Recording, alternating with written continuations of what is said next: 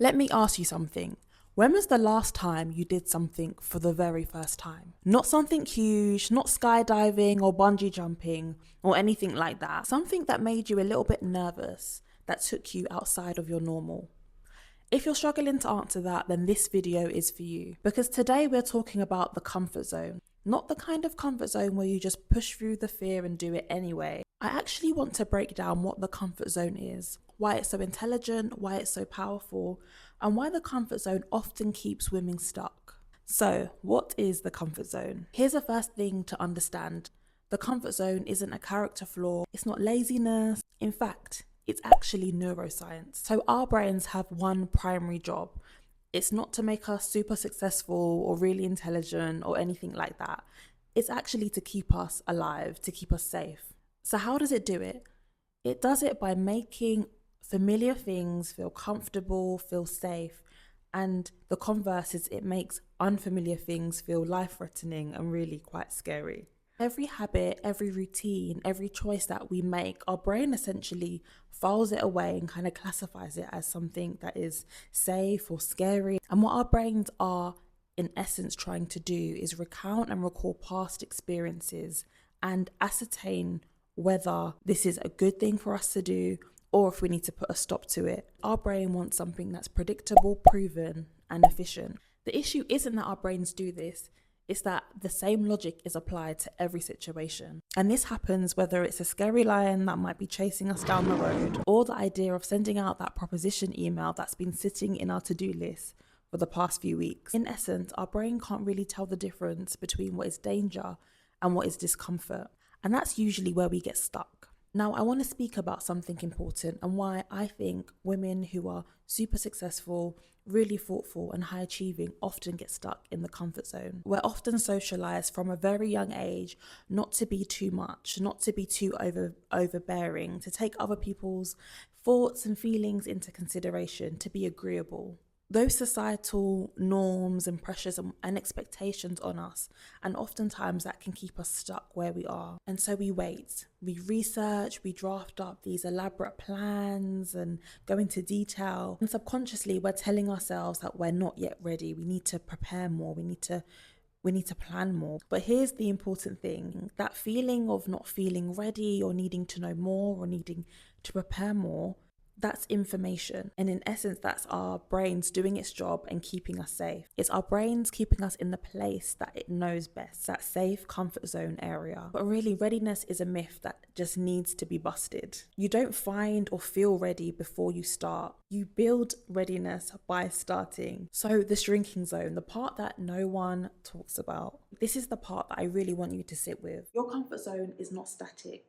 It shrinks. Every time you decline an opportunity because it feels too scary, every time you stay quiet in a room when you had something to say, every time you choose the known thing over the uncertain thing, the zone gets a little bit more smaller, a little bit tighter. And oftentimes you don't really notice it's happening. And that's what makes it so insidious. Because on the inside, it feels safe, it feels normal, it feels fine. But fine isn't the same as full and living a life fully without fear and boundaries. And I think a lot of women often know that they're living a lot smaller than what they're capable of. Not because they lack the ability or they lack ambition, but because the zone has been moving quietly and shrinking and they haven't been aware of it. The good news is though, the zone moves in both directions.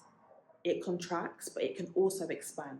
Every time you do that uncomfortable thing, the zone expands and the next uncomfortable thing becomes more possible. And that's not just motivation, it's actually how our brains work. It's how our brains have been wired. Essentially, our brains update the map based on our lived experience. You're always either expanding or contracting it. It doesn't stay still. So what does growth actually look like? So I want to be clear about something because I'm not here to tell you to do something reckless, blow your life up, all in the name of growth.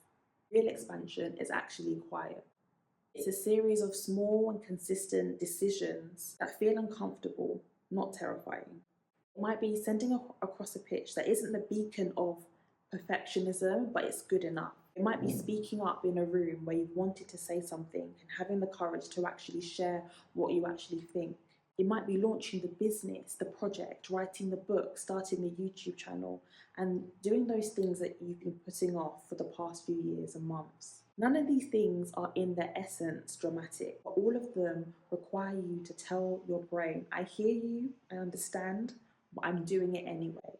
And that's the muscle. That's the muscle that needs to be worked. I know in the fitness space, you have the idea of time under tension, working the muscle, adding load to it, doing the reps. And although afterwards, maybe a few hours afterwards, a day later, it feels a bit uncomfortable, but in the process of your muscle breaking down, it rebuilds itself even stronger and able to lift and do more. And I love that analogy because that's what the comfort zone and expanding it is all about. Type of women that I find most inspiring aren't the ones that are seemingly fearless. And I've watched the videos and heard the YouTube interviews. They're the women that feel the fear but do it anyway. The most inspiring women are those who feel the fear but make the decision and the choice to still proceed in spite of the fear. And this isn't motivation, it's not a personality trait, it's a decision. So here's what I want to leave you with. The comfort zone is not your enemy. It's doing exactly what it was designed to do. But you were designed for more. You were designed to grow, to create, to innovate, to inspire, to add value. You were designed to contribute uniquely, to add your unique fingerprint or touch or essence to something. And that process doesn't just happen within the bounds that you know. So the question isn't, am I ready? Do I feel ready? The question is, what have I been avoiding? And what would happen if I began anyway? Start there.